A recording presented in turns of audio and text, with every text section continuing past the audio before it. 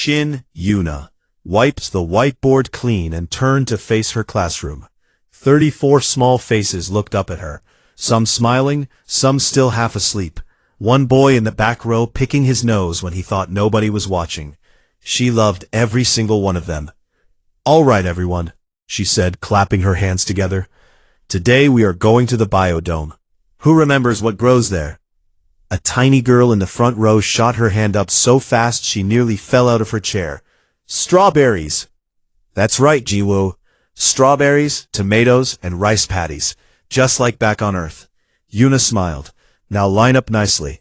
Hold your partner's hand. No running." The colony station Bright Tomorrow was not a warship or a fortress. It was a home. It orbited the planet Yuhan 3, a quiet world on the edge of Terran space. Families lived here. Scientists worked here. The station had a small medical bay, a market district, a park with real grass imported from Earth, and a school wing that held over 600 children between the ages of 4 and 15. It was the kind of place where people came to build a peaceful life, far from the noise of the inner colonies. Nobody expected war to come here. Thousands of light years away, in the throne chamber of the Vrellan Dominion, a decision was being made that would change the galaxy forever. The Vrellan were an insectoid species, tall, armored, with sharp mandibles and compound eyes that saw the universe in cold, calculated angles. They controlled 40 star systems and believed themselves to be the supreme power of their region of space. Humans to them were soft creatures, emotional, weak. They cried over their dead, sang songs to their babies, and spent resources on things like parks and schools instead of weapons. The Vrellan found this disgusting. The territorial dispute over the Yuhan corridor had dragged on for years. 3 systems rich in rare minerals sat between Vrellan and human space, and neither side would give ground. Diplomats talked in circles. The Vrellan grew impatient. Sub-Commander Tazik stood before Overlord Drekken with a proposal. He was young for a Vrellan officer, eager to prove his worth, and hungry for glory. "The humans will not yield through words alone," Tazik said, his mandibles clicking with excitement. "But they are sentimental creatures. Strike something they care about, something soft, and they will fold. They always do." Drekken sat on his throne, massive and ancient, his exoskeleton scarred from decades of conquest. He regarded Tazik the way one might regard a small insect. "And what do you propose?" "A raid, a civilian target, something that will make them afraid. They will come to the table begging to give us what we want." Drekken waved a clawed hand. "Do as you wish. They are lesser beings. It does not matter." That was all it took. A wave of a hand, a casual dismissal, and the fate of the Vrellan Dominion was sealed, though they would not understand that until it was far too late. The attack came without warning. Yuna and her students were in the corridor between the classroom and the biodome when the first explosion shook the station. The lights flickered. The children screamed. Yuna grabbed the 2 nearest kids and pulled them close. "Everyone stay with me," she shouted. "Stay together." A second explosion tore through the ceiling 2 sections away. Alarms blared. Emergency lights turned the hallways red. Then came the sound that Yuna would never forget, the heavy clicking footsteps of Vrellan soldiers moving through the station. They had bypassed the military sections entirely. They went straight for the civilian ring, straight for the families, straight for the school. Yuna did not freeze. She turned around, pushed her students back into the classroom, locked the door, and began dragging desks against it. "Everyone into the storage room," she said, keeping her voice as steady as she could. "Go, now, quickly." The children were crying. Little Jiwoo clutched her stuffed rabbit and stared at the door with wide eyes. Yuna picked her up with one arm, grabbed another child with the other, and moved them into the back storage bay. She counted heads. 34, all of them. She put herself between the children and the door. The Vrelin did not come to negotiate. They did not come to take prisoners. They came to terrorize. In other parts of the school wing, soldiers smashed through doors. They dragged people into the hallways. They fired weapons at walls and ceilings to create panic. They recorded everything with their helmet cameras, planning to broadcast the footage across the galaxy as a demonstration of power. Children were hurt. Some were caught in crossfire. Some were trampled in the chaos. In one classroom, a group of 5-year-olds huddled under their desks, while Vrelin soldiers stood over them, clicking and screeching in their alien language, laughing at the terror in their small human eyes. When the soldiers reached Yuna's classroom, they blasted through the barricade. Yuna was hit by shrapnel from the exploding door. Metal tore into her shoulder and her side. She fell but got back up. She stood in the doorway of the storage bay, bleeding, shaking, and refusing to move. "You will not touch them," she said. The Vrelin soldier tilted his head, amused by this small, bleeding human woman. He shoved her aside. But Yuna grabbed his arm and held on. She could not overpower him. She knew that. She could buy seconds. And seconds mattered, because somewhere out in the black, a distress signal was already racing toward Terran command at the speed of light. When the signal reached the United Terran Navy headquarters, it was Admiral Kang Do-hyun who opened it. He sat in his office, a cup of tea growing cold on his desk, and watched the footage in silence. He saw the shattered classrooms. He heard the children screaming. He saw a 4-year-old girl clutching a stuffed rabbit, her face streaked with tears and dust, hiding under a desk while alien soldiers laughed above her. Do-hyun had 2 children of his own, a boy 7, a girl 5. His aide stood in the doorway, waiting. The silence stretched for a long time. Finally, Do-hyun set the tablet down. His face was completely still. His voice was quiet, almost gentle, and that was what terrified his aide more than any shout ever could. The galaxy expected outrage. It expected angry speeches, emergency sessions at the Galactic Forum, demands for reparations, and months of tense diplomacy. That was how civilized species handled these things. You talked, you threatened, you bargained. Eventually someone backed down, and life moved on. Humanity did none of that. In the hours after the attack on Bright Tomorrow, every human diplomatic channel went quiet. Embassies across the galaxy closed their doors. Trade ships were recalled. Communication relays were shut down one by one, like lights going out across a city. The silence was total, absolute, and deeply unsettling to every alien species that noticed it. No Sujin was the last human diplomat still visible on the galactic stage. She was the chief diplomat of the Terran Galactic Embassy, a woman in her 50s, with silver hair and a voice that could make entire rooms go still. She had spent her career building bridges between species, finding common ground where others saw only division. She believed in words. She believed in peace. She stood before the assembled ambassadors of the Galactic Forum, representatives of over 200 species, and delivered the shortest address in the forum's history.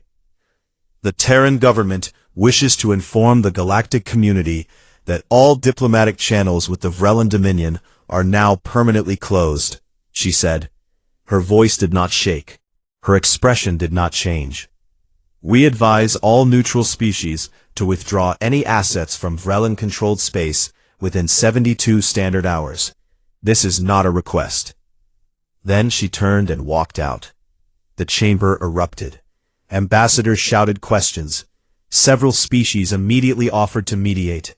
The Pelori, an ancient and respected race, sent their most senior envoy to intercept Sujin in the corridor. "Please," the Pelori envoy said, his forearms spread in a gesture of peace. "Let us help resolve this. War is not the answer." Sujin stopped. She looked at him with an expression that was not anger, not hatred, but something far worse. It was the look of someone who had already accepted what was coming. "They killed our children," she said softly. "There is nothing left to resolve." While Sujin delivered her message, the real work had already begun. Director Bak Ji-suk ran the Terran Intelligence Division from a windowless room buried deep under the surface of Mars. He was a thin man with sharp eyes and a mind that never stopped working. Within 6 hours of the attack, he had activated every intelligence asset humanity had. Sleeper agents on neutral trade stations woke up. Listening posts across Vrellan space came online. Spy satellites that had been drifting silently for years began transmitting. Within 48 hours, Ji-suk had a complete picture. Every Vrellan fleet position, every supply route, every communication relay, every colony, outpost, shipyard, and military base across all 40 of their star systems. He laid it all out on a holographic map and sent it directly to Admiral Do-hwan. The Vrellan, meanwhile, did not understand what was happening. They saw the silence and mistook it for fear. Overlord Drekken laughed when his advisors reported the embassy closures. "They are afraid," he said. "As I predicted. Send a diplomat, offer them a deal. They will take whatever scraps we give them." Envoy Polisk was dispatched to the Terran border. He was a mid-ranking Vrellan official, chosen because the Dominion did not think this matter deserved anyone important. He arrived at the border station carrying what he believed was a generous offer: return the surviving hostages in exchange for full human withdrawal from the Yuhan corridor. Commander Yoon Hana was waiting for him. Hana commanded the rapid response carrier Iron Cradle, one of the fastest and most heavily armed ships in the Terran fleet. She was known throughout the Navy for two things: her complete calm under pressure and her ability to destroy an enemy fleet before they even knew she was there. She was not a diplomat. She was not there to talk. Polisk entered the meeting room with confidence. He placed his offer on the table and waited for gratitude. Hana did not sit down. She did not look at the offer. Instead, she activated every screen in the room. On each one, the footage from Bright Tomorrow began to play. The explosions, the screaming children, the Vrellan soldiers laughing as 5-year-olds cowered under their desks. A 4-year-old girl named Park Ji-woo, clutching a stuffed rabbit, her face covered in dust and tears. Hana played the footage slowly. She did not fast forward. She did not skip. Polisk watched. For the first time in the meeting, his confidence flickered. When the footage ended, Hana finally looked at him. "Go home," she said. "Tell your overlord to hold his children close." Polisk left. He reported back to Drekken that the humans seemed upset, but not dangerous. Drekken dismissed the warning. "Emotional creatures," he said. "They will calm down." He was wrong. Deep within Terran Command, Admiral Do-hyun authorized something that had never been used in the history of the United Terran Navy. It was called Protocol Lullaby. It existed in the most classified files of the military, known only to the highest-ranking officers. It was a contingency plan designed for one specific scenario: the deliberate harming of human children by a foreign species. Protocol Lullaby had no negotiation phase. It had no de-escalation step. It had no exit clause. It was not designed to win a war. It was designed to end a species as a military power, permanently and completely. General Cho Tae-won received his orders and assembled his Marines. Tae-won was a large man with a scarred face and hands that looked like they could crush stone. He had fought in 3 wars, survived wounds that should have killed him twice, and had never once raised his voice in anger. He did not need to. When Cho Tae-won spoke quietly, people listened. He stood before 10,000 Marines in a hangar bay and said only this: "They touched our kids. I do not want prisoners. I do not want surrender. I want them to become a history lesson that the galaxy will never forget." Not one hand shook. Across human space, 14 full battle fleets began to move. They converged on Vrellan territory from every direction, moving through space like a net closing around prey. And then they did something that made every neighboring alien species go cold with fear. They turned off their transponders. They cut all communications. They went completely dark. The Kalathi, a peaceful trading species whose territory bordered the Vrelin, detected the fleet movements on their long-range sensors. Their military advisors stared at the readings and then called an emergency meeting of their government. "How many ships?" the Kalathi Prime asked. "All of them," the advisor replied. "The humans have sent all of them." The Kalathi Prime was quiet for a long moment. "Clear our borders," he finally said. "Move our people back. Do not get in their way. Do not even let them see us." "Are they a threat to us?" "We did not hurt their children." He paused. "But I do not wish to be standing anywhere near what is about to happen." The galaxy held its breath, and across the vast, cold darkness of space, the Terran fleet moved in silence. A silence that was louder than any war cry ever spoken. The Vrelin Dominion had 40 star systems, 40 worlds with orbital stations, military bases, shipyards, and communication networks built over centuries of expansion and conquest. They had crushed dozens of lesser species to build their empire. They had never lost a war. They believed they were untouchable. The humans hit all 40 systems at the same time. Not one by one, not in waves, not in some careful strategic sequence that military textbooks would recommend.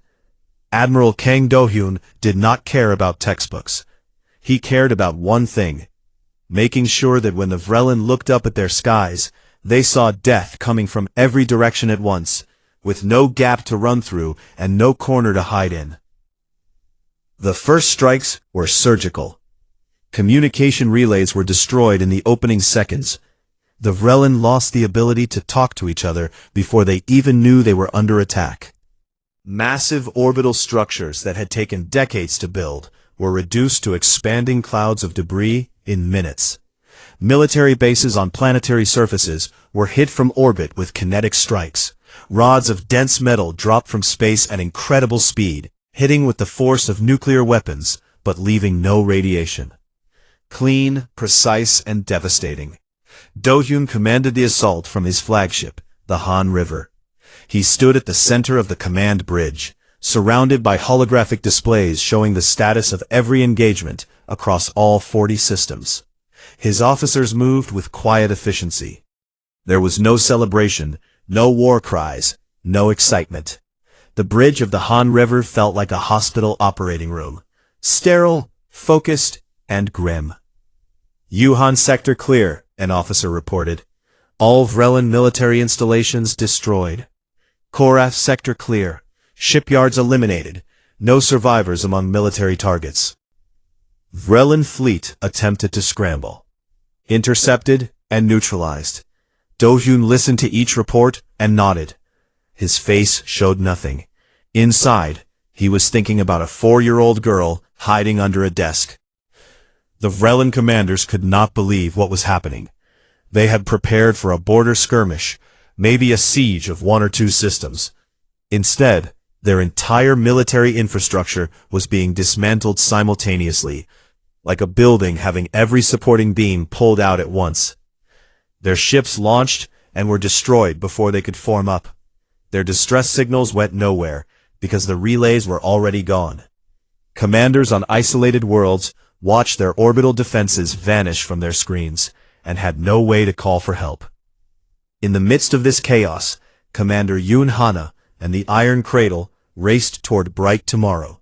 The liberation of the colony station was her mission, and she had pushed her ship's engines beyond their rated limits to get there. The carrier tore through space at speeds that made her engineering crew very nervous and very quiet. When the Iron Cradle arrived, the Vrelin garrison on bright tomorrow tried to fight. They had fortified their positions within the station, using the civilian sections as cover. They expected the humans to hesitate, to hold back their fire, for fear of hitting their own people. Hana did not hesitate. She sent her Marines in through the maintenance shafts, the ventilation systems, the cargo bays. Every entrance the Vrelin had not thought to guard. While the Vrelin watched the main corridors, Terran soldiers appeared behind them, beside them, above them. The fighting was brutal and short. Hana personally oversaw the breach of the school wing. She walked through the shattered corridors, where the walls were still scarred from weapons fire, and the floor was stained with blood. Emergency lights still flickered red. Small shoes lay scattered in the hallway where children had run. When they reached the storage bay of Yuna's classroom, a Marine kicked the door open and immediately lowered his weapon. Inside, huddled together in the dark, were 34 children. Shin Yuna sat in front of them, her shoulder bandaged with torn strips of her own clothing, dried blood on her face and hands.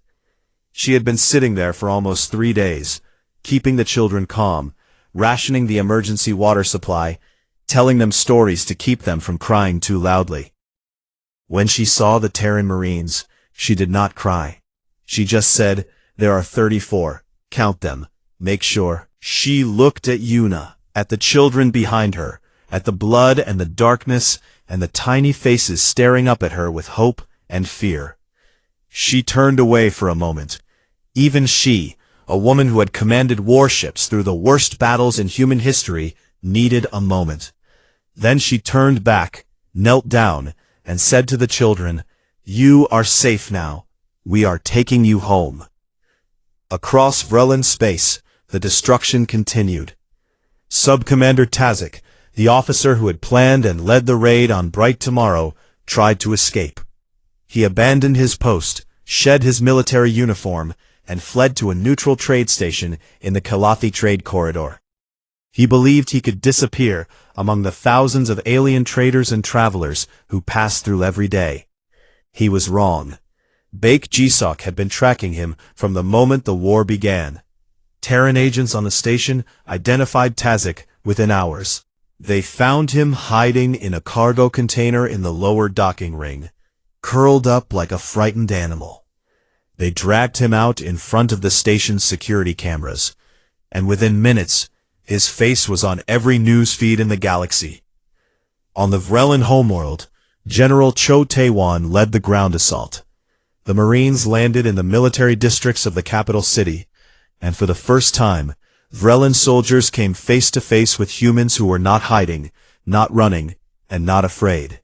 The Marines moved through the streets like a flood, relentless, unstoppable, and absolutely silent. They did not shout.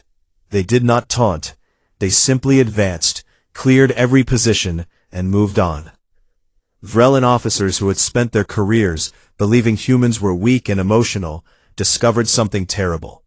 Humans were emotional. They loved their families, their children, their homes.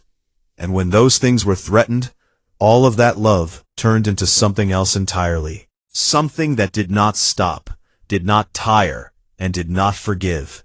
Vrelin commanders began surrendering, not because they had been ordered to, not because it was strategic, but because they were genuinely afraid in a way they had never experienced before.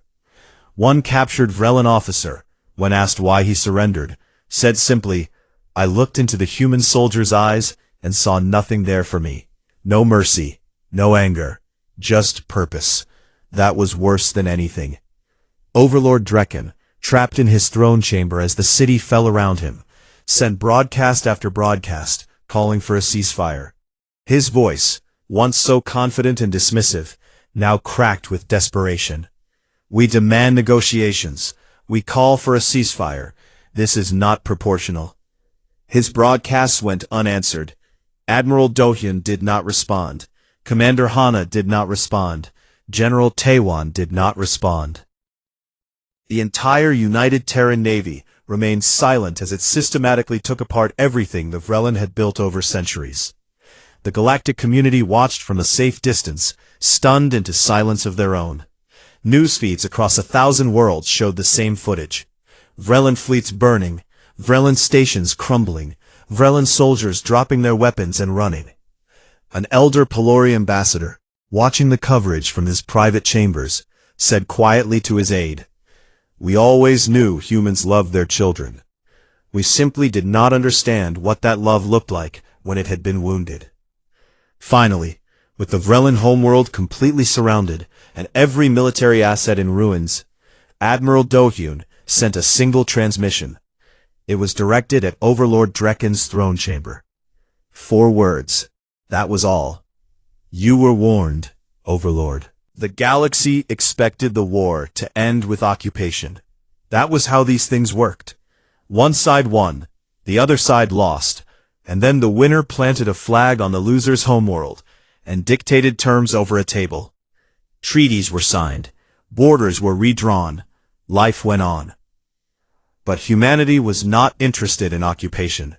They were not interested in territory, resources, or political control over Vrelin worlds. What they wanted was something far more permanent. They wanted to make sure that what happened on Bright Tomorrow could never ever happen again. Not to human children, not to anyone's children.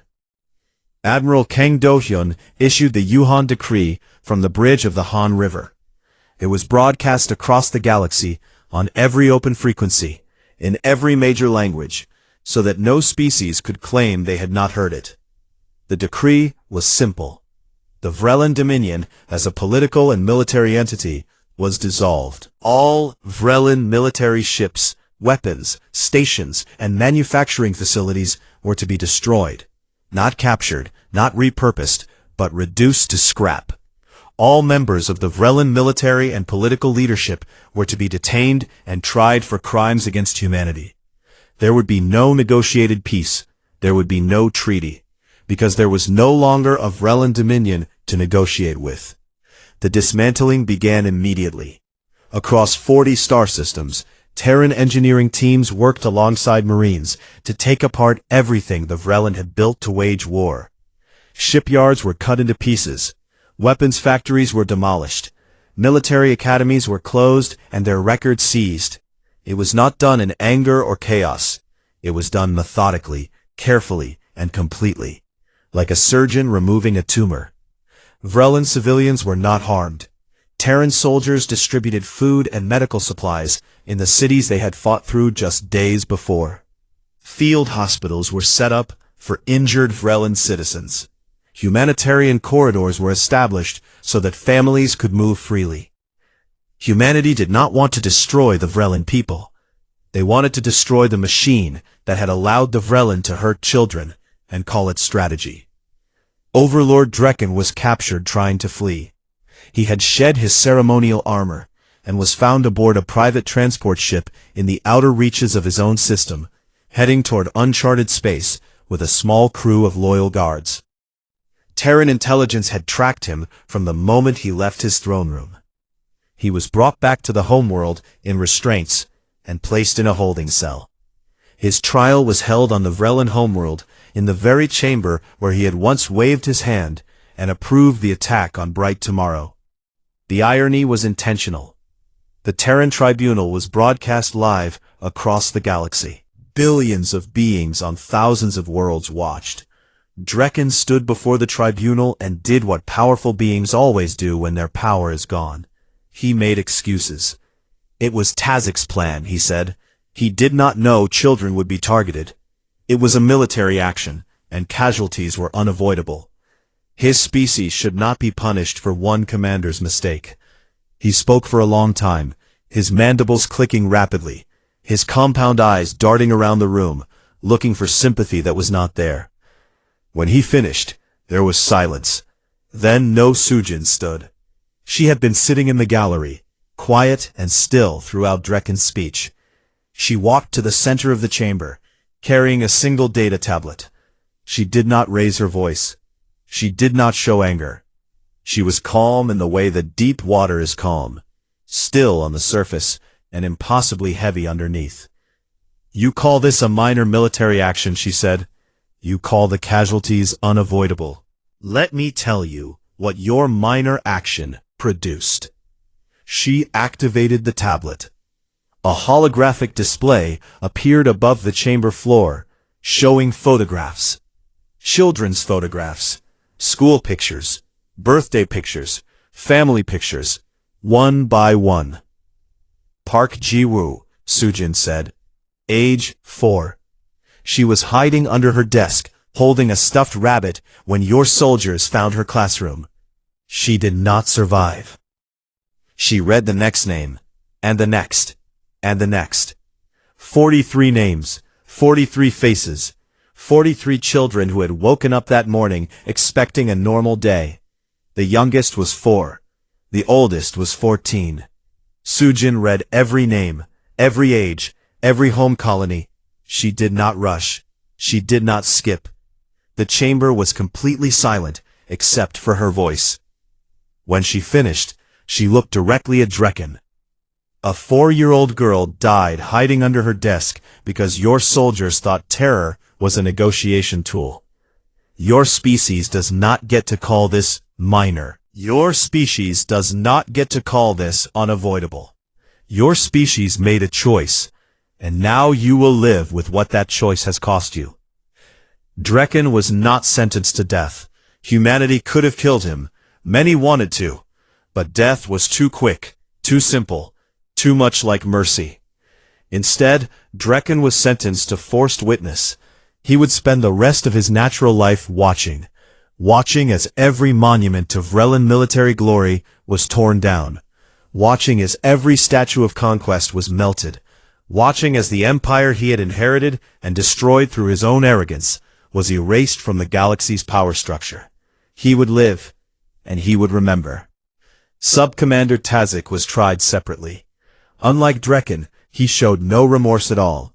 He stood before the tribunal with his head high, insisting that the raid had been a valid military operation and that the human response was irrational and barbaric. When shown the footage of the children, he clicked his mandibles dismissively and said, "Casualties of war." The tribunal sentenced him to life imprisonment on a Terran penal station in deep space. He would never see his homeworld again. He would never see open sky. He would spend the rest of his life in a small room, surrounded by humans who knew exactly what he had done. Shin Yuna was brought before the Terran Senate to testify. She had recovered from her physical wounds, though she would carry the scars for the rest of her life.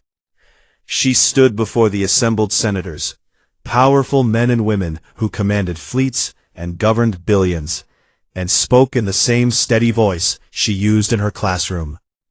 She told them about the sound of the first explosion, the way the lights turned red, the clicking footsteps of the Vrelin soldiers in the hallway, the children crying for their parents. Little Jiwoo asking her, "Teacher, are the monsters going to eat us?" She told them about sitting in the dark for 3 days, rationing water, telling stories to keep the children quiet, pressing her hand against her own wound to stop the bleeding, because she could not let the children see her fall. Hardened senators wept openly. Military commanders sitting in the gallery lowered their heads. Yuna was awarded the Terran Medal of Valor, the highest honor a civilian could receive. When they placed the medal around her neck, she held it in her hands and said quietly, "This should have the children's names on it, not mine. They were braver than I was." In the weeks that followed, something changed across the galaxy. Not in any dramatic, visible way. There were no grand declarations or new treaties. It was quieter than that. Military advisors in species across 100 star systems quietly updated their strategic doctrines. New protocols were written. New rules were established. And in almost every case, somewhere in those documents, a single line appeared in one form or another. Under no circumstances are human children to be targeted, threatened, or harmed. This directive has no exceptions. One alien diplomat, speaking privately to a colleague over drinks at the Galactic Forum, put it more simply. "I used to think humans were the gentle ones," he said.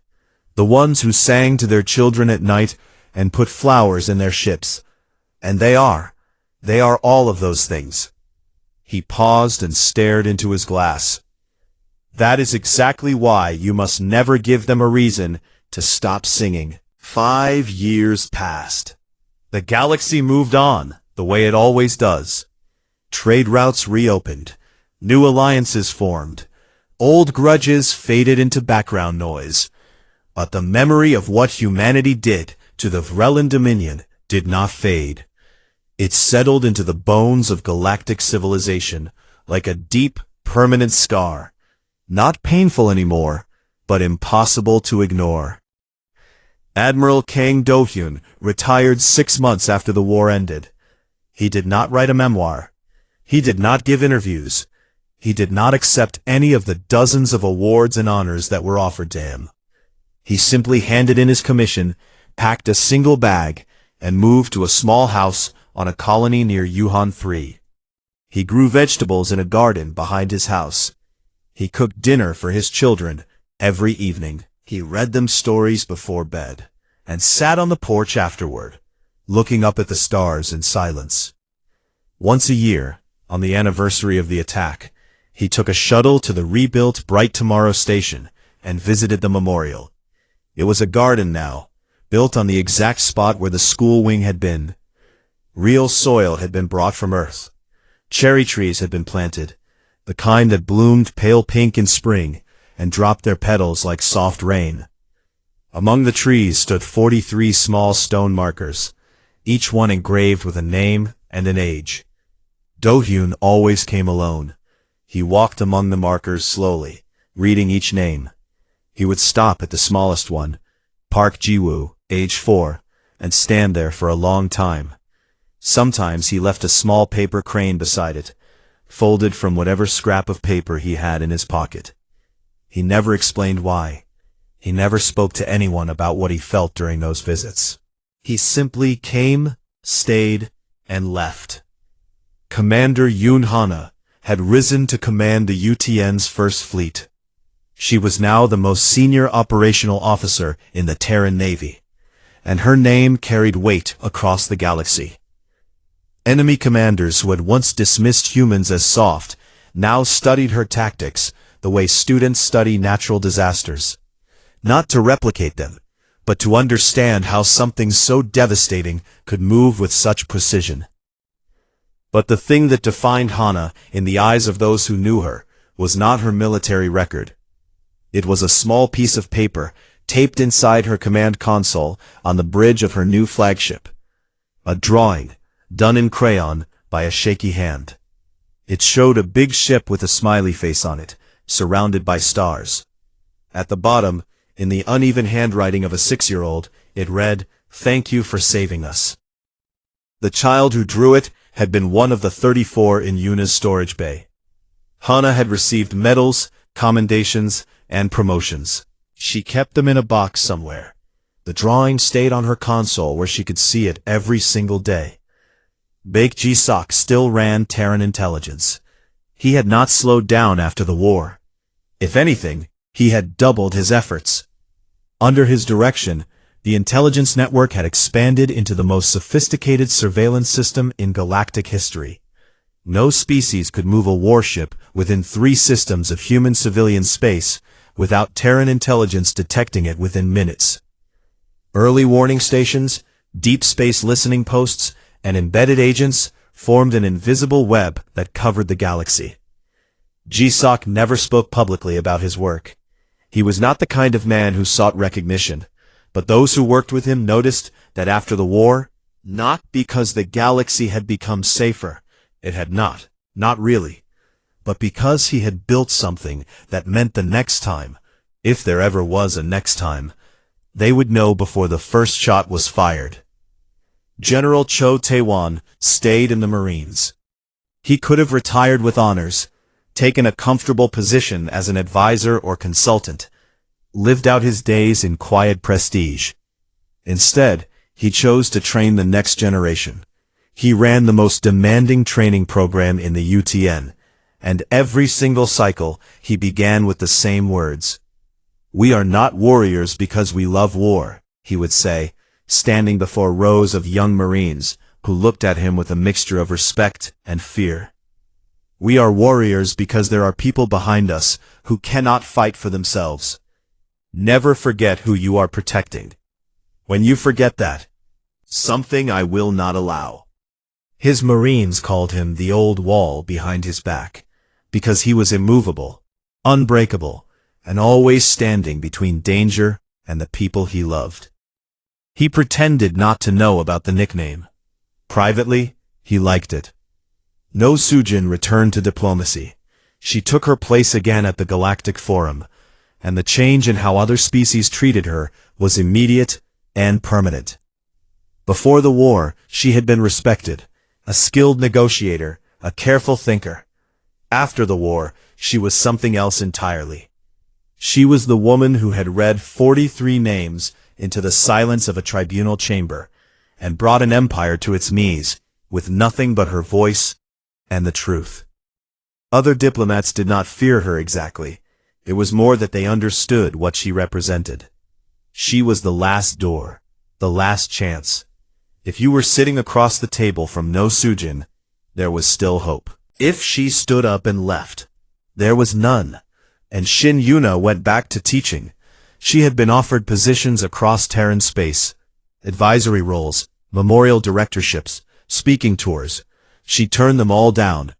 She requested reassignment to the rebuilt Bright Tomorrow station, and when the new school wing opened, she was the first teacher to walk through the doors. Her new classroom had a window that looked out over the memorial garden. On clear days, she could see the cherry trees and the 43 stone markers from her desk. She did not hide this from her students. When new children asked about the garden, she told them. Not to scare them, not to make them angry, but so they would understand why the garden was there and why it mattered. Those children were just like you, she would say. They liked to draw and play and ask too many questions. They were curious and loud and wonderful. And there are people out there, very brave people, who made sure that what happened to them will never happen to anyone else. That garden is there, so we remember them. Not the sadness, them. The Vrelans still existed. Their species had not been wiped out. Humanity was not cruel for the sake of cruelty. Vrelan civilians lived on their worlds, rebuilt their communities, and slowly began the long work of creating a new identity for themselves. But the Dominion was gone. Their military was gone. Their empire was gone. They were reduced to a handful of systems under galactic oversight, watched but not oppressed, diminished but not destroyed. They would survive, but they would never again have the power to hurt anyone. Their first ambassadors were sent to meet with the elder races and learn about the powers they would encounter. The briefing was held on a neutral station. A senior Pelori ambassador, old and patient, walked the young aliens through the major civilizations. He showed them the trading blocks, the military alliances, the neutral zones. He explained the politics, the economics, the ancient grudges that still shaped galactic diplomacy. When he reached humanity on the list, he paused.